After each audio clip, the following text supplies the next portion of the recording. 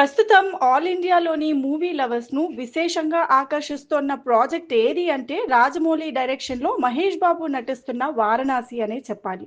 ఈ మూవీకి ముందు రాజమౌళి తెరకెక్కించిన 'బాహుబలి' సిరీస్, 'ట్రిపుల్ ఆర్' చేసిన మ్యాజిక్ కారణంగానే 'వారణాసి'కి కూడా దేశవ్యాప్తంగానే కాదు, ప్రవాస భారతీయులు ఉన్న దేశాల్లోనూ క్రేజ్ నెలకొంది.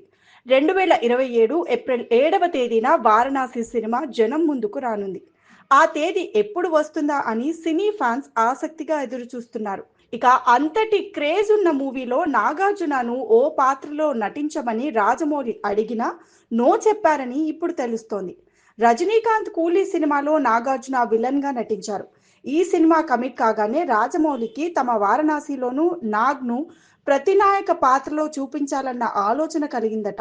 ఇక ఇదే విషయాన్ని నాగార్జునతోనే ముచ్చటించగా అందుకు నాగ్ నో చెప్పారని విశేషంగా వినిపిస్తోంది. వారణాసిలో ప్రస్తుతం మలయాళ స్టార్ హీరో పృథ్వీరాజ్ సుకుమారన్ పోషిస్తున్న విలన్ పాత్రని ముందుగా నాగార్జునతో చేయించాలని రాజమౌళి భావించారట. అయితే వారణాసిలో విలన్ పాత్ర తల మినహా మొత్తం బాడీ పనిచేయని స్థితిలో ఉంటుందట. కేవలం కనుసైగలతో తన మనుషులకు ఆర్డర్స్ వేస్తూ వారణాసి విలన్ పాత్ర సాగుతుందని తెలుస్తుంది. అలాంటి పాత్రను గతంలో 'ఊపిరి'లో పోషించారు నాగార్జున.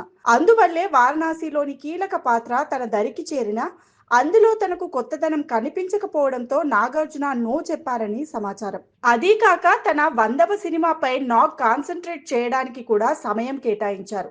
ఈ కోణంలోనూ వారణాసిలో నటించలేనని నాగార్జున చెప్పినట్టు తెలుస్తోంది. టాలీవుడ్ సీనియర్ స్టార్స్ లో చిరంజీవి 150 సినిమాలకు పైగా నటించారు. బాలకృష్ణ 100 సినిమాలు దాటి ముందుకు సాగుతున్నారు. ఆ స్టార్స్ ఇద్దరు తమ మైల్ స్టోన్ మూవీస్ తో ప్రేక్షకులను, అభిమానులను ఆకట్టుకున్నారు.